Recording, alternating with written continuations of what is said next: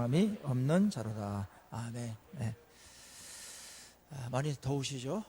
어떻게 보면 기후가 우리에게 시련을 좀 주는 것 같기도 합니다.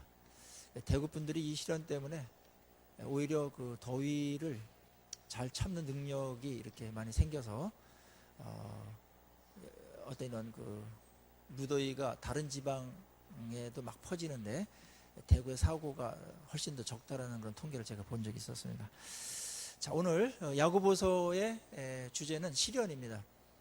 물론 야고보서는 행함을 위한 책이었습니다. 믿음의 실체가 무엇인가, 그거를 주제로 해서 끝까지 갑니다.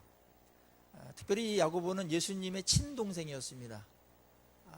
맨 처음에는 예수님을 잘 몰랐어요. 그냥 육의 형으로 정도밖에는 몰랐고 믿음이 별로 없었습니다. 근데 부활 이후에, 또 그전에도 믿음이 좀 생겼었는데, 부활 이후에 결정적으로 이분이 메시아구나, 이분이 구세주구나, 육체적인 혈육의 그냥 형님이 아니고 창조주시구나, 이런 엄청난 그 사실을 깨닫고 완전히 그가 예수를 따르는 제자가 됩니다. 그리고 오늘 자신을 뭐라고 말합니까?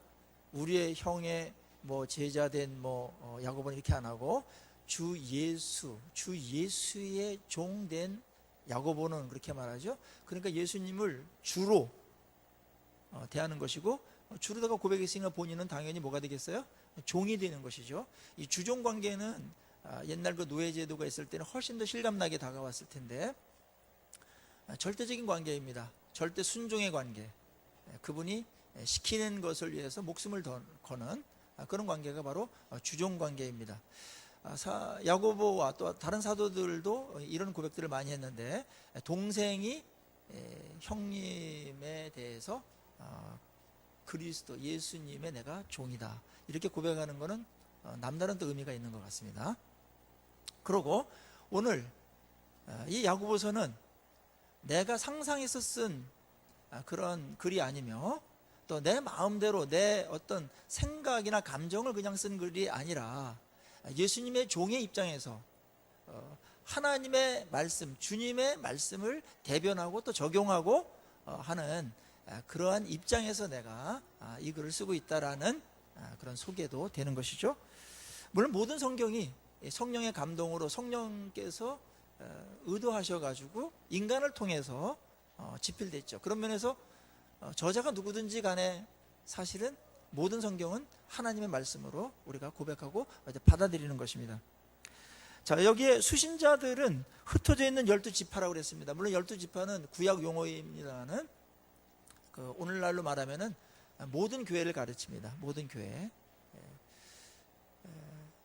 이들에게 이 야고보가 편지하는 것입니다. 야고보는 우리가 알다시피 사도행전 15장에 보면은 초대 예루살렘 교회의 총회장이었었죠. 초대 총회장. 예수님의 어떤 그런 인맥과 이런 것들을 얻으셔서 그랬나? 이렇게 하는 분도 혹시 있을지 모르겠으나, 그렇지 않고 믿음이 워낙 좋았고 초대교회의 그 리더십이 베드로보다 뛰어났습니다. 아주 지혜롭고 성경에 능통했고요. 그리고 아주 열린 균형 잡힌 그런 사고를 갖고서 율법과 복음이 충돌할 때 그거를 잘 결론 내었던, 지혜롭게 했던 그런 장본인이기도 했었습니다. 리더 자격이 충분히 있었던 자였고요. 그런데 그분이 12지파에게, 흩어져 있는 12지파에게 편지한다. 이제 흩어져 있는, 이걸 좀 우리가 묵상할 필요가 있어요. 왜 흩어졌을까요? 핍박 때문에 그랬습니다. 종교적인 핍박이 있었고 정치적인 핍박이 있었습니다. 또 사회적인 핍박이 있었습니다. 그때 예수를 믿는 사람들은 유대교가 지배하고 있는 사회에서 소수였습니다. 그리고 배교자라는 낙인을 찍었습니다.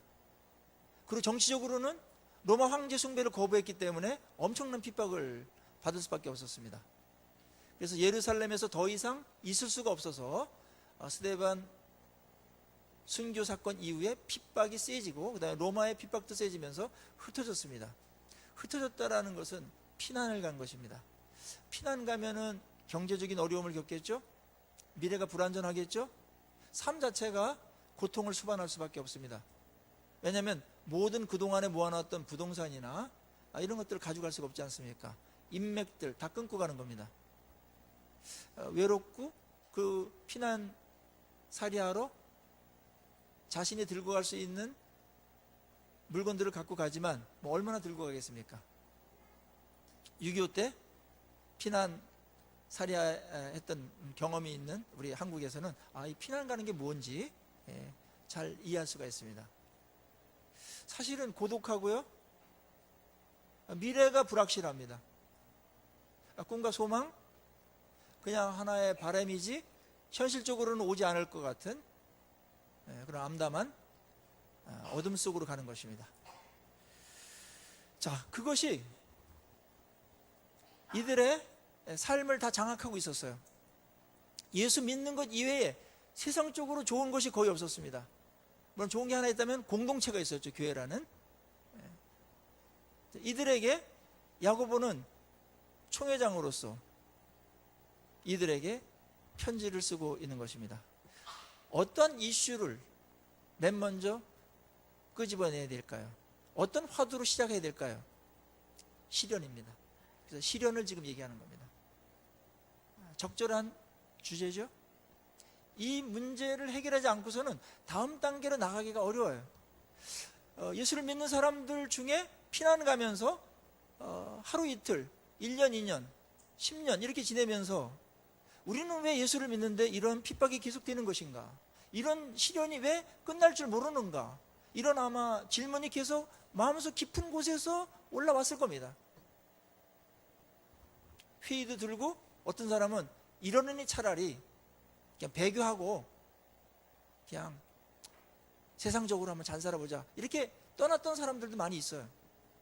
이런 상황 속에서 야고보는 오늘 시련 한가운데 있는 우리가 느끼는 것보다 훨씬 더 어려움과 힘겨움을 안고 살아가는 성도들에게 첫 마디를 합니다. 뭐라고요? 너희가 여러 가지 시험을 만나거든 온전히 기쁘게 여기라고요. 받아들일 수 있겠습니까? 말이 됩니까?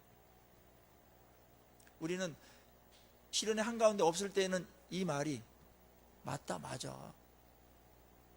어디든지 이해하려고 하고 받아들이려고 할 겁니다. 그렇지만 고난의 한가운데 아주 극심한 어려움을 겪고 있는 자들에게 그것도 1, 2년도 아니고 굉장히 오랫동안 그런 삶을 살았던 자들에게 너희들 지금 시련을 당하고 있지? 버텨라 이렇게 말하지 않았어요. 버티면 뭔가 올 거야. 고진감래라는 말도 동양에 있지 않냐? 그렇게 설득하지 않았습니다. 그런 단도직입적으로 이렇게 말했습니다. 너희들 고난과 환난이 있지? 그거에 대해서 온전히 기쁘게 여기라. 굉장히 합리적인 사람이고 믿음이 있는 사람이었어요.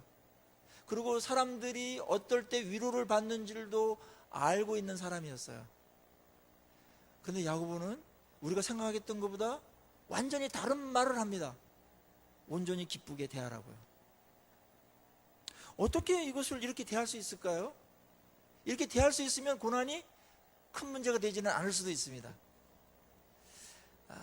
이런 말을 할 수 있었던 것은 이 말을 받는 자들이 세상 사람들이 아니고 하나님을 믿는 또 하나님의 섭리 가운데서 살아가는 하나님의 백성들이었기 때문에 믿음의 사람들이었기 때문에 이러한 권면을 할 수가 있었던 것이죠. 다른 사람에게는 이거는 말장난입니다. 그리고 어떻게 보면은 너무나 공감력이 부족한 그런 진정성이 별로 안 보이는 그냥 해보는 건 이상적인 그런 말 그렇게 비춰질 수도 있어요. 그런데 야고보는 그런 자들에게 아주 마음을 다해서 성령 충만해서 말합니다. 여러 가지 시험을 만나거든 온전히 기쁘게 여기라고요. 저는 오늘 한국교회가 이 문제를 풀어가야 된다고 생각을 합니다. 인생의 많은 여정에 많은 일들을 겪게 됩니다. 하나님께서 어떤 때는 푸른 초장으로 쉴만한 물가로 인도하죠. 그때 그걸 누리십시오. 재충전하십시오. 찬양하십시오. 그리고 다른 사람에게 그 여유를 또 복되게 나눠주십시오. 그렇죠. 우리 인생은 또 사망의 음침한 골짜기를 지날 때가 있지 않습니까? 시련의 기간 말입니다. 각자 다릅니다. 성격도 다르고 이 시련의 모양이나 형태도 강도도 다 달라요. 하나님께서 각 사람에게 알맞게 안성맞춤으로 눈높이로 허용한 겁니다. 그걸 우리는 하나님의 섭리라고 그러고 계획이라고 그래요. 그걸 믿는 사람들이 하나님을 믿는 것이죠. 하나님께서 허락한 겁니다. 그래서 하나님을 믿는 모든 작은 일서부터 큰 일까지, 기쁜 일이나 그 다음에 굳은 일이나 이런 고난의 한가운데 있는 이 모든 것들이 그냥 우연히 어쩌다가 재수없게 진행되는 것이 아니고 하나님의 의도가 있고 계획 속에서 진행된다라는 전제가 우리에게 있죠. 그게 우리 믿음입니다. 그렇다면은 그 고난에 대한 해석을 세상 사람들하고는 다르게 해야 되며, 그래서 태도도 다르게 가질 수 있다는 겁니다. 일반적으로 고난을 대할 때 많은 사람들은 피하려고 합니다. 그러고 이왕 주어진 피할 수 없는 고난이라면 빨리 지나갔으면 좋겠다는 생각을 하게 되고, 또 가능하면은 가볍게 좀 쉽게 지나갔으면 좋겠다 이런 생각들을 갖고 있죠. 그거는 뭐 인간이 갖고 있는 거의 본능에 가까운 생각이라고 합니다. 세상 사람들은 거기에 머물러 있습니다. 그래서 그게 자기 뜻대로 빨리 안 지나가거나 감당할 수 없다고 생각될 때는 폐인이 돼버립니다. 알코올로 달래며 그 다음에 일탈행위를 하면서 너무나 스트레스와 그런 걸 풀 데가 없으니까 그거를 감당을 못 해가지고 망가지는 사람들이 있어요. 모든 고난이 우리를 연단해가지고 긍정적으로 반응하게 하지는 않습니다. 이건 우리의 경험입니다. 우리 현실입니다. 기독교인에게도 모든 고난이 우리를 유익하게 하지 않아요. 어떤 사람에게는 유익하게 되지만 어떤 사람은 엄청난 유혹이 되어서 죄를 짓고 하나님을 떠나는 사람들도 생길 수 있어요. 그러니까 이 고난의 한가운데서 이미 고난은 피할 수 없는 겁니다. 인생에 이 고난이 없는 사람이 어디 있겠습니까? 불구에서 이것을 고해라고 얘기한 거예요. 고해. 쓸 고자를 써가지고요. 인생 자체를 보니까 고해다. 인생을 뭐 정확하게 직면한 겁니다. 근데 푸는 과정과 대하는 게 달라요.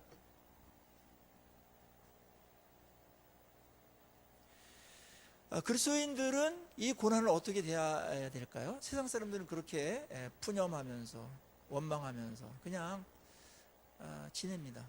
뭐 절망으로 빠질 때도 있습니다.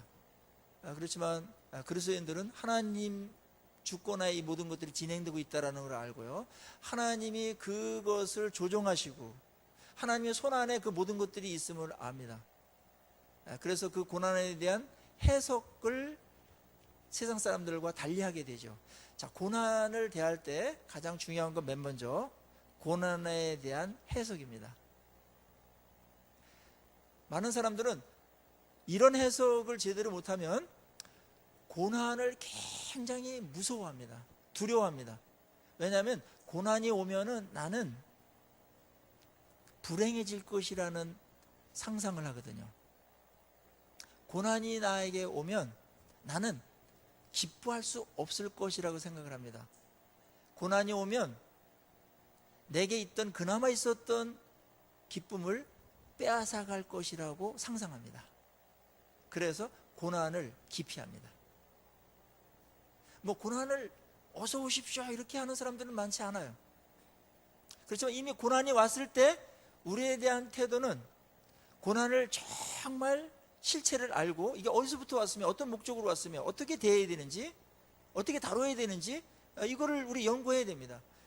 그런 면에서 오늘 야고보서의 첫 주제는 우리 모두가 현실적으로 당면한 그러한 핫 이슈를 지금 대하고 있는 것이죠. 성경은 굉장히 그런 면에서 이상적인 것 같지만 들어가 보면 굉장히 실제적이에요. 여러분들에게 지나왔던 고난도 있고요, 그 다음에 지금 이런저런 어려움들, 고난들 있을 수 있습니다. 저마다 있습니다. 없는 사람 없습니다. 뭐 어떤 사람은 그게 하나도 없는 것처럼 느껴지는 사람도 얘기해 보면 다 그런 고난들이 있었고, 또 지금도 싸우고 풀어가는 그런 고난들이 있음을 압니다. 그래서 그거를 나누면 위로가 되죠. 나만 그런 거 아닌가, 이런 생각이 우리를 굉장히 힘들게 하거든요. 그리고 화나게 합니다. 왜 나에게 하필? 근데 다른 사람에게는 다른 고난이 또 있는 거예요. 이걸 우리가 어떻게 대해야 될지 오늘 같이 말씀을 통해서 풀어가는 그런 지혜로운 은혜로운 시간이 되기를 간절히 소망합니다. 자, 일단은 첫 번째 고난을 대하는 것, 기쁘게 여기라는 겁니다. 자, 이게 기쁘게 여기는 데까지 오늘 가는 게 설교의 목적일 수도 있죠. 아직은 기쁘게 대하기 어려울 겁니다. 그런데 우리 하나씩 보면은 이게 왜 기쁠 수 있는지 우리가 알게 됩니다. 자, 어떠한 그 고난이나 힘겨움 이런 것들이 그 자체로서 아무런 뭐 우리에게 유익을 주지 못하거나 그럴 때에는 우리는 슬퍼하고 낭비라는 생각을 하게 될 겁니다. 그런데 그 고난이 지금에 있는 것보다 훨씬 더 나 인생에 큰 유익을 주고 엄청난 가치를 나에게 주는 것이라면 생각이 좀 달라집니다. 고난을 대할 때 예수님께서 그렇게 말하는 거거든요. 오늘 야고보도 그렇게 말하는 겁니다. 고난이 있다면 기쁘게 여기게 될 이유, 첫째, 이 고난은 인내를 온전히 이루기 때문에 그렇다는 겁니다. 그리고 그 인내는 우리를 온전한 사람으로 만들기 때문에 그렇다. 3절 4절에서 이어서 말씀하고 있습니다. 훌륭한 인간을 만든다. 이 고난이라는 게 한마디로 우리 많은 이야기들 들으셨을 것입니다.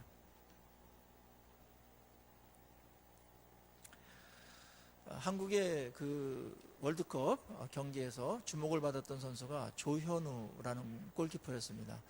또 대구 FC 소속이니까 잘 아시겠죠. 그다음 손흥민 선수였습니다. 근데 요즘 축구계의 가장 큰 또 다른 그 화제가 되는 게 뭐냐면 아시안 게임이 8월 달에 있거든요. 다음 달에 있는데 이때 아시안 게임 축구 대표로 누구를 뽑느냐, 이게 굉장히 뜨거운 그 화제였어요. 왜냐하면은 손흥민이나 조현우가 너무나 잘해서 계속 그 길로 가야 돼서 그 길을 선양해야 되는데 이들에게 걸려있는 큰 문제가 하나 있었습니다. 그게 뭐냐면 군 문제였습니다. 그래서 모든 네티즌들이 뭐 국가의 명예와 그 다음에 국위 선양을 하는데 꼭 군대만 가야 되냐, 이렇게 해서 하는 게 이 사람들에게는 더 국가의 유익이다, 이런 뭐 논리로다가 막 가고 있습니다. 근데 법이니까 군대 안 갈 수가 없습니다. 내년에 다 가야 돼, 나이가 차가지고. 그러다 보면은 그들이 손흥민 선수 같은 경우는 토트넘에서 더 이상 뛸 수가 없게 되고 뭐 상무팀으로 와서 뛰다 보면은 감각도 잃어버리고 흐지부지 끝날 수도 있습니다. 좋은 기회를 무산시킬 수 있죠. 뭐 조현우 선수 같은 경우는 빅 리그에서, 유럽에서 골키퍼로는 한국 사람 처음 이렇게 주목하면서 스카웃을 막 하려고 지금 이렇게 바라보고 있는데 군 문제가 걸리면 모든 게 다 수포로 돌아가는 겁니다. 이들의 입장에서 많은 사람들이 안타까워해서 어떻게 하면 될까 이런 생각을 했던 겁니다. 근데 한 가지 신락 같은, 그래도 가능성이 그래도 있는 합법적으로 이들이 군대 안 가면서 그 일을 계속할 수 있는 일이 하나 있는데 그게 뭐냐면 아시안 게임에서 금메달을 따야 됩니다. 은메달도 안 됩니다. 금메달이어야 됩니다. 그걸 따면 면제가 되니까요. 그래서 많은 사람들이 이 사람들 와일드 카드로 23세 이하인데 23세 이상 되는 사람들 중에 3명만 뽑거든요. 이 사람들을 뽑아야 된다, 압력을 막 엄청나게 넣었어요. 2명이 뽑혔어요. 근데 뽑히면 엄청나게 고생해야 됩니다. 거기 와가지고 또 이거 세 팀 맞춰야 되고, 이 40도 웃도는 이 나이에 막 8시간 이상씩 운동장에서 뛰면서 막 몸을 이렇게 막 불살라야 됩니다. 쉽지 않겠죠? 그 다음에 경기 때 모든 걸 절제하면서, 그 다음에 그 부담감, 중압감 이겨내야 됩니다. 겉으로 볼 때는 힘든 겁니다.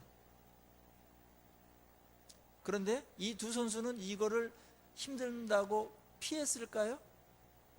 아니면은 그런 어려움이 있더라도 날 뽑아줘서 그렇게 할 수 있는 기회를 기쁘게 여겼을까요?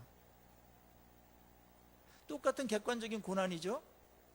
다른 사람들, 축구 선수들 아시안게임 만약에 결승전 할 때 이들은 안방에 그냥 에어컨 빵빵 틀어놓고 치맥 즐기면서 잘한다 뭐 이렇게 하면서 누워가지고 볼 수 있습니다. 편하죠?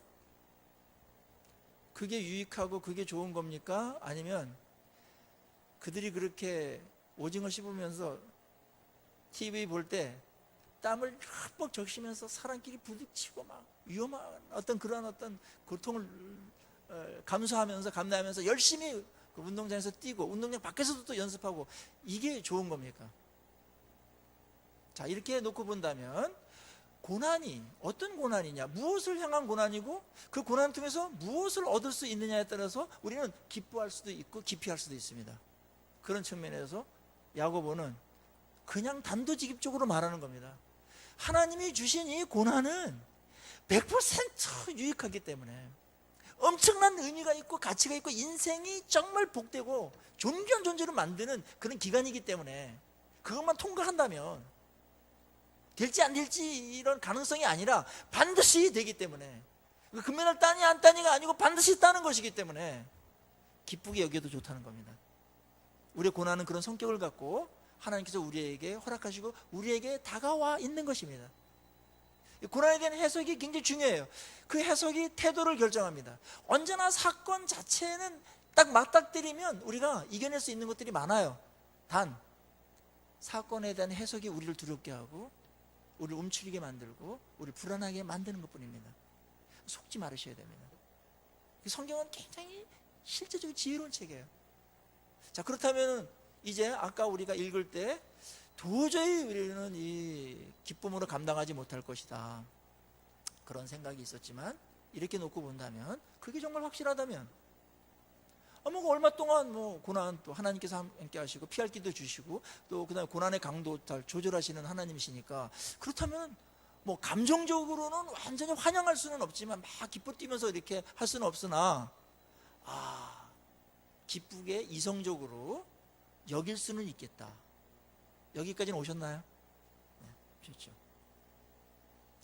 특별히 우리가 유교적인 가치관이 많아서요, 이 문제를 대하면 굉장히 좀 한두 장애물이 더 있어요. 이 유교적인 어떤 그 고난관 이런 거는요, 많은 경우에 불행이라고 생각을 합니다. 그리고 죄값이라고 생각하는 것들도 있었습니다. 그리고 편안한 게 행복하고 좋은 거다. 양반들 일 안 했습니다.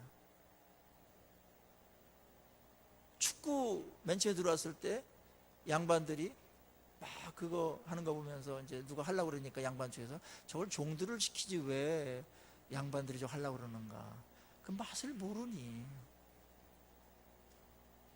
그랬던 우리 사회였기 때문에 아직도 편안하게 무의도시 가면서 그냥 근심 걱정 없이 그냥 이렇게 살아가는, 거기에 심심함과 무료함이 참 어려운데요, 그걸 아직도 복이라고 여기는 복에 대한 개념이 성경적이지 않은 개념을 갖고 있는 부분이 있어요.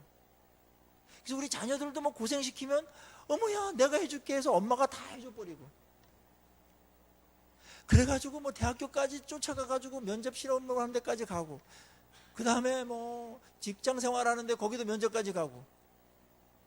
제가 어떤 그 초등학교 선생님 이야기를 듣고서 귀를 의심한 적이 있었는데요, 초등학교 선생님이 발령을 딱 났는데 청소를 해야 돼요. 화장실 당번도 하고 이렇게 감독돼야 돼요. 근데 그거를 엄마가 와줘서 해줬다는 거예요. 그러니까 우리 자녀들은 고난이 있으면 안 된다, 이 생각이 우리 마음속에 있어요. 저도 있어요. 가능하면 고생 안 하고 좀 이렇게 잘 살았으면 좋겠다는 생각. 여러분, 그렇게 되면은 인간이 안 됩니다. 사람이 안 되는데 어떻게 하겠습니까? 하나님도 고난을 즐기는 분이 아니에요. 그냥 우리를 갖고 고난 줬다가 또 뭐 기쁨 줬다가 뭐 병 줬다가 약 줬다 하면서 우리를 갖고 장난하는 분이 아니에요. 하나님은 원래 우리를 정말 행복하게 하기를 원하시는 분이고 천국의 안식을 누리면서 그렇게 살기를 원하세요. 근데 그 인생이 의미 있어야 되며 특별히 하나님의 자녀로 하나님의 백성으로 훌륭해져야 되기 때문에 그거를 목표로 해서 이 땅을 살게 하셨습니다. 우리를 가장 인간되게 만드는 것, 성경은 고난을 꼽습니다. 그러니까 고난을 통과하면 우리가 하나님을 알게 되고 고난을 통해서 주는 유익이 너무나 엄청난 것이기 때문에 한두 가지로 요약해 놓지 않았어요. 그 고난을 너 안 받고 그냥 들된 사람으로 그냥 뭐 그저 그런 사람으로 너 살아갈래. 이 고난 좀 힘들지만 고난 참여하면서 풀어가면서 진짜 복되고 존귀한 자로 그렇게 살아갈래. 그때 우리는 선택해야 됩니다. 어느 거 선택하시겠습니까? 이것도 아닌 것 같고 저것도 아닌 것 같고 세 번째가 있다면 고생 안 하면서 훌륭한 사람이 되는 거, 그건 없습니다. 그게 있으면 참 좋겠는데 없어요. 그렇게 해줘가지고는 우리의 인간에게 들어온 이 아주 폐역한 이 죄성을 파괴시킬 수가 없어요. 제거가 안 됩니다. 너무나 교만해서 우리가 고난이 없으면 얼마나 자기를 신뢰하는지 몰라요. 자기 자랑에 빠져요. 무엇든지 할 수 있다라는 생각을 해요. 맘만 먹으면 그것도 속는 건데요. 근데 고난이 딱 닥쳐서 어떤 인간의 한계를 부딪히면 내가 다 할 수 있는 것과 못하는 것이 딱 구분되죠. 그래서 못하는 게 맞네. 내가 암만 노력해도 안 되는 게 있네. 인정하게 되면서 하나님께 구원의 손을, 그 무거운 손을 모처럼 듭니다. 하나님, 저를 불쌍히 여겨달라. 그게 하나님께 돌아오는 거죠. 고난이 주는 유익이 엄청나요. 고난이 없으면 내 소리에 내가 취해가지고 하나님의 소리가 안 들립니다. 설교가 안 들립니다. 성경 읽어도 그냥 뭐 이렇게 뭐 괜찮은 거 이렇게 뭐 이렇게 윤리도덕적으로 노노맹제 읽듯이 이렇게 있습니다. 생명으로 읽지 않습니다. 하나님의 권위를 담아서 받아들이지 않습니다. 진짜 이 말씀이 나를 살리는 거, 내 영혼을 살리는구나, 그렇게 들리지 않습니다. 근데 고난의 한가운데 들어가면 그렇게 안 들렸던 게 말씀이 들리기 시작합니다. 그때부터 우리는 변화되기 시작하는 겁니다. 말씀이 안 들리면 약간 교양 있는 사람으로 포장하다가 가버립니다. 말씀이 들려서 생명으로 정말 그렇구나 막 하면서 막 말씀이 나를 찌르고 우리의 의식과 무의식, 잠재의식까지 막 들어가가지고 말씀이 우리의 영과 혼과 관절과 골수를 찔러 쪼개기까지 하는 이런 일들이 언제 일어납니까? 맨정신일 때 안 일어나요. 고난의 한가운데 있을 때 말씀이 팍팍 박힙니다. 말씀이 막 새겨지고 들리죠. 그게 가장 축복된 시간입니다. 말씀이 들린다는 거.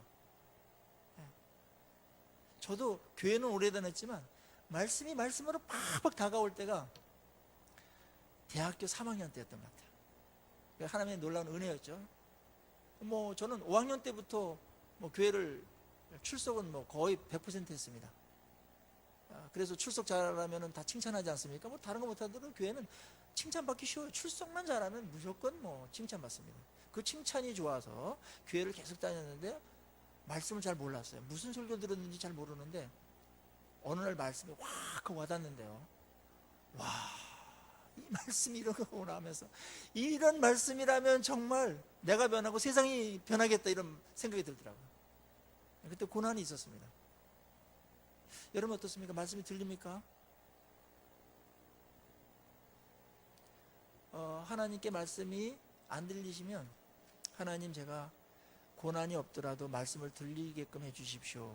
기도하십시오. 일단 말씀이 들려야 뭐 훌륭한 사람을 만들고요. 말씀이 뭐 이렇게 받아들여져야 뭔가 교육이 되는 거 아니겠습니까? 말씀에 순종 없이는 우리가 하나님의 의도대로 뭘 만들어갈 수가 없어요. 그래서 순종을 계속해서 강조하는 것은 하나님이 우리를 향하신 최선이 뭔지를 아시고 뜻이 있고 그림이 있어요. 나를 통해서 뭔가 하려는 존귀한 일들이 있어요. 근데 그것이 말씀이 들리고 순종할 때 이루어지는 거예요. 하나씩 하나씩 그림이 그려지는 건데 안 들리면은 꽝입니다. 제가 이제 방송 설교를 이제 한번 듣다가 김양재 우리들 교회 목사님 얘기를 하는데, 이 교회는 참 특이한 교회예요. 하여튼 뭐 술주정뱅이, 뭐 바람난 사람들, 뭐 이런 뭐 하여튼 뭐 세상에 막 굉장히 죄를 많이 짓던 사람들이 막 모여가지고 변화되는 교회인데, 정말 그런 교회가 능력 있는 교회죠. 근데 이분이 그 얘기를 해요. 맨 처음에 와가지고 말씀이 안 들리는 사람들이 많이 있는데, 말씀이 들리게 되는 어떤 계기가 있는데, 어떤 상황이 되면 말씀이 들리냐. 이분의 말이에요. 제 말이 아니에요. 남자는 직장에서 잘렸을 때, 그 다음에 아플 때, 이때 이제 말씀이 들리기 시작하는 경우가 많고, 그럼 아줌마들은 언제 그러냐. 남편이 바람났을 때, 그리고 자녀가 속썩일 때, 그때는 안 들렸던 말씀이 듣고 하나님께 안 나왔던 사람이 하나님께 기도하면서 나온다는 거예요. 하나님께 나오기가 이런 것들을 헤쳐나와야 돼요. 그렇지 않고는 내가 누군지를 몰라요. 그냥 착각과 환상 속에 살아가다가 괜찮은 사람이거니 하고 가는 거예요. 하나님이 우리를 정확하게 아시기 때문에 너 그 상태 갖고는 형편도 없어. 그리고 내가 너를 얼마나 사랑하고 너 그렇기 때문에 너를 존귀하게, 내 인생이 얼마 남지 않았지만 존귀한 삶을 살다가 천국에 오기를 내가 바래. 그러기 위해서 그 짧은 인생에 고난이라는 기간을 막 누셔요. 어떤 사람은 갑자기 오는 것도 있고요.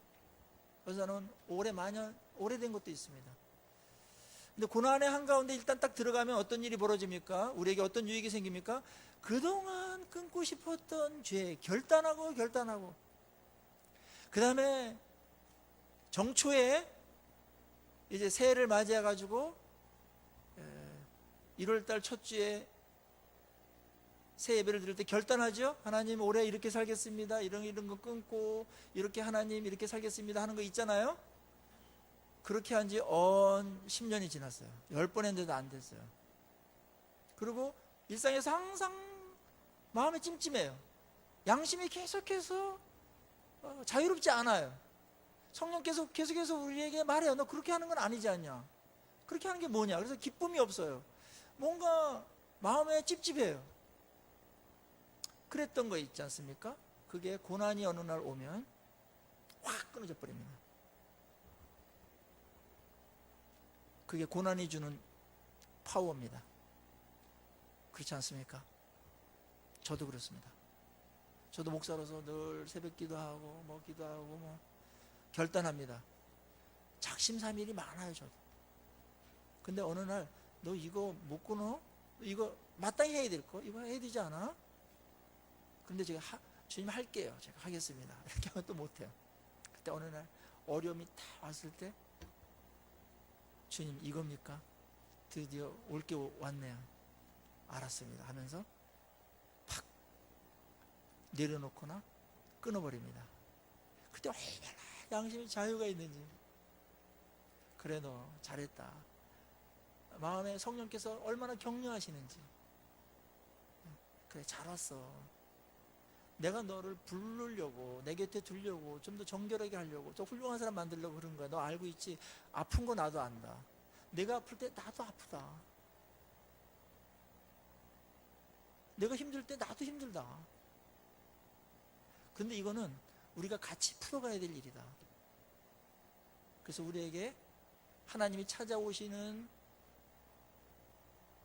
형태나 찾아오시는 이유가 많은데, 축복으로 평안으로 찾아오실 때도 있고, 그 다음에 문제를 해결하기 위해서 고난을 들고 우리에게 개입하실 수도 있습니다. 고난이 왔을 때 그거를 긍정적으로 하나님의 믿음으로, 믿음의 시련으로 잘 받아들이면 그 고난이 끝난 다음에 얼마나 그 사람이 존귀해지는지 몰라요. 일단 사람이 됩니다. 사람이 된다라는 것은 뭘 말할까요? 자기의 실체를 아는 겁니다. 내가 뭐 가지고 있는 거, 뭐 누리고 있는 거, 이게 내가 아니라는 거를 그냥 생짜로 하나님하고 만나야 돼요. 가운 입고 만나지 마시고, 뭐 세상적으로 비교해가지고 뭐 잘난 것 같고 하나님 만나라고 하나 다른 사람 만나는 게 우리 인간이에요. 그거 다 아무것도 아닌 게 돼버립니다. 인간으로 하나님하고 만나게 되죠. 그리고 하나님과의 만남이 다른 사람에게도 그렇게 만남이 되죠. 그래서 누굴 만나든지 겸손하고 따뜻하고 푸근하고, 그냥 다른 사람들 이해해요. 왜냐하면 내가 그런 어려움들을 겪었으니까 이해해요. 그리고 공감해요. 그렇지. 근데 이걸 안 겪은 사람들은 뭘 얘기하면 기도해야지 이런다든지, 뭐 이건 말씀을 안 봐서 그렇지 이런다든지, 어떤 사람은 또 신방 가가지고 무슨 죄를 졌길래 이런 일이 벌어져 이래가지고 또 아이고 가가지고 난리를 지기고 막 시험이나 하고 이런 사람이 있어요. 지혜가 없습니다. 안 겪어봐서 그래요. 쉽게 말하는 게. 그게 다 들된 거예요. 그게 맞는 말인데 완전히 적절하지 않은 말이에요. 지혜롭지 않아요.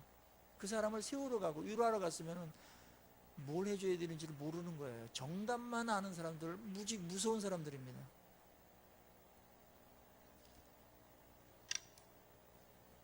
자, 이 이외에도 고난은 우리를 연단시켜서 정말 지혜롭게도 만듭니다. 대부분의 그 이제 시인들이나 세계적인 문호들 보면은 그 인생에서 한 부분이 굉장히 고난의 한가운데 머물렀던 사람들인 것을 여러분들 확인할 수 있을 겁니다. 거의 예외가 없습니다. 고난을 겪으면서 인생을 알게 돼요.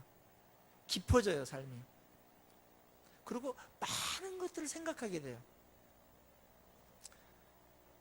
거기서 엄청난 창조력이 발휘됩니다. 상상력이 발휘되어지고, 우리는 그것이 하나님하고 관계에서 이루어지기 때문에 그 유익은 이루 말할 수가 없습니다. 저는 사람들을 성경에서 신뢰하지 말라고 그랬기 때문에 사랑하고 이렇게 섬기고 좋은 관계 맺는 거는 적극적으로 하지만은 신뢰하지는 않으려고 합니다. 그런데 그래도 신뢰가 더 가는 사람들이 있다면 누구냐면은 고난을 통과한 사람들이에요. 그분들은 그래도 보증수표가 좀 있어요. 고난을 통과하지 않은 건 아직 뭔가 부족함이 우리에게 있는 겁니다. 그만큼 고난은 우리에게 필수 과정입니다. 지금 어려울 때 고난 한가운데 힘들 겁니다.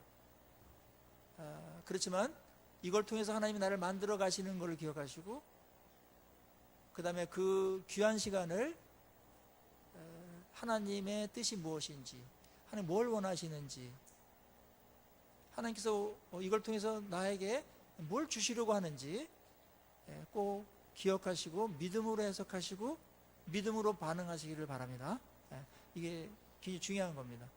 자, 하나님이 우리에게 허락하신 것은 우리를 괜히 고생시키려는 게 아니고, 하나님이 우리에게 무엇이든지 간에 주시는 것은 우리를 지금 상태보다 더 유익하고 더 가치 있는 것을 주시려고 하는 것이고, 그런 사람으로 만들고 그런 사람을 인도하기 위한 것입니다. 그거는 너무나 자명합니다. 왜냐하면 사랑하시기 때문에, 하나님은 선하시기 때문에.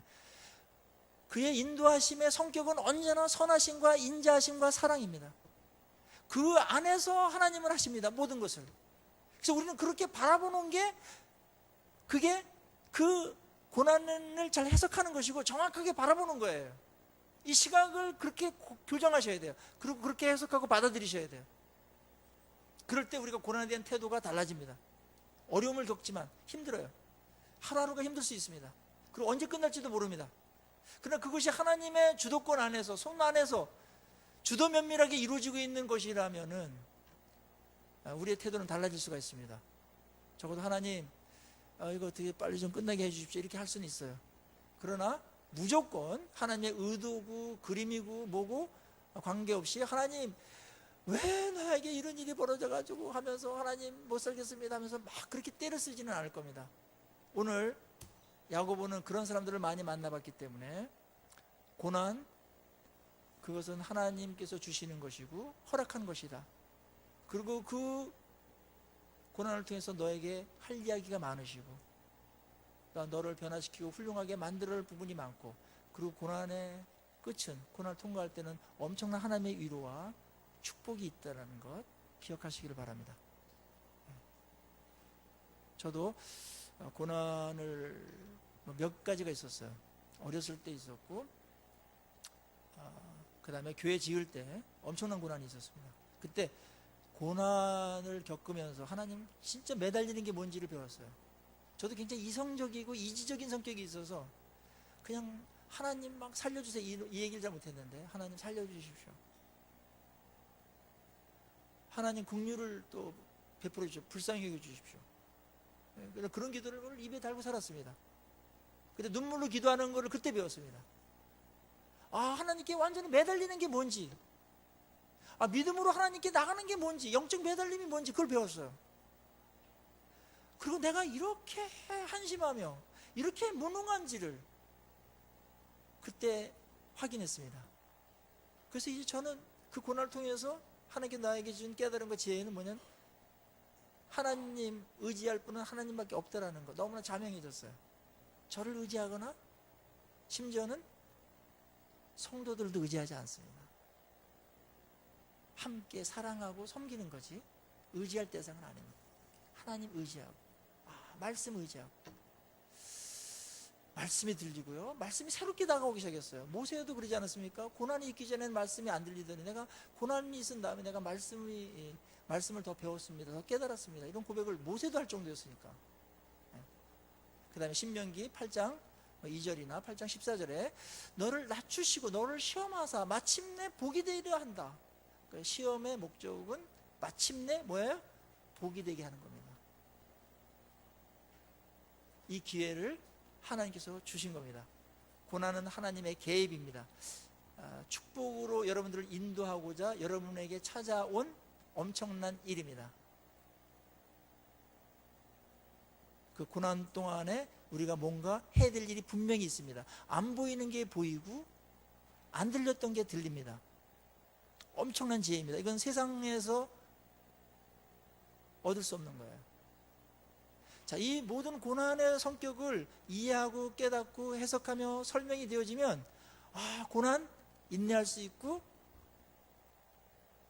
그래도 감정적인 데까지는 못 갈 수는 있으나 기쁨으로 대할 수 있습니다. 능력입니다. 세상은 이런 능력이 없어요. 그래서 오늘 야고보는 한 단계 더 들어갑니다. 그런 이 고난을 어떻게 이렇게 받아보고, 어떻게 해석하고, 어떻게 그걸 깨닫고 하나님이 주신 메시지가 뭐며 의도가 뭔지를 어떻게 알아가는가, 그게 중요한데, 그러기 위해서 우리에게 지혜가 필요하다. 지혜를 언급하는 겁니다. 지혜가 필요하다. 근데 그 지혜가 세상적인 지혜가 아니기 때문에, 하나님하고 관련된 지혜이기 때문에 하나님께 간구해라. 5절, 너희 중에 누구든지 지혜가 부족하거든 모든 사람에게 후히 주시고 꾸짖지 아니하시는 하나님께 구하라. 그리하면 주시리라. 그래서 기도에 대한 얘기가 쭉 나오죠. 이 지혜는 뭐 다른 지혜가 아니라 이 고난의 현장에서 하나님의 뜻이 무엇이며, 이게 어떻게 진행되고 있으며, 어떤 뜻이 있으며, 나를 어떻게 만들고 가고 있는지, 메시지가 뭔지 파악하고 해석하는 지혜입니다. 그리고 고난에 대해서 가장 바람직한 태도를 갖는 지혜입니다. 그걸 위해서 기도해라. 그럼 하나님께서 이 기도에 관한 한 들어주신다. 기도가 없으면 사건을 오해할 수가 있어요. 성령이 아닌 우리의 어떤 정욕, 내 나름대로 뭔가 하고 싶은 그런 것들이 해석의 틀이 돼버리면 원망하게 됩니다. 그리고 엄청난 유혹에 빠집니다. 그래서 하나님께 너희들 기도해라. 성령께서 너에게 지혜를 가르쳐 주셔서 그 고난을 어떻게 다뤄야 되며 어떤 태도로 맞이해야 되며 그걸 숙제를 어떻게 풀어야 되는지 알려줄 것이다. 우리의 시대에 지금 고난이 있고 앞으로도 또 있을 겁니다. 여기서 우리가 필요한 것은 고난을 도망다니는 것이 아닙니다. 고난과 직면해서 고난을 기쁨으로 만들어버리는 겁니다. 능력입니다. 하나님께서 우리에게 허락한 것이라면 주님 안에서 감당할 수 있기 때문에 허락하신 줄로 믿습니다. 고난을 통과한 자, 의연하고 가장 복된 자로 정금같이 그렇게 나오게 될 것입니다. 이런 성도들이 다 되시기를 주의 이름으로 간절히 축원합니다. 기도하십시다.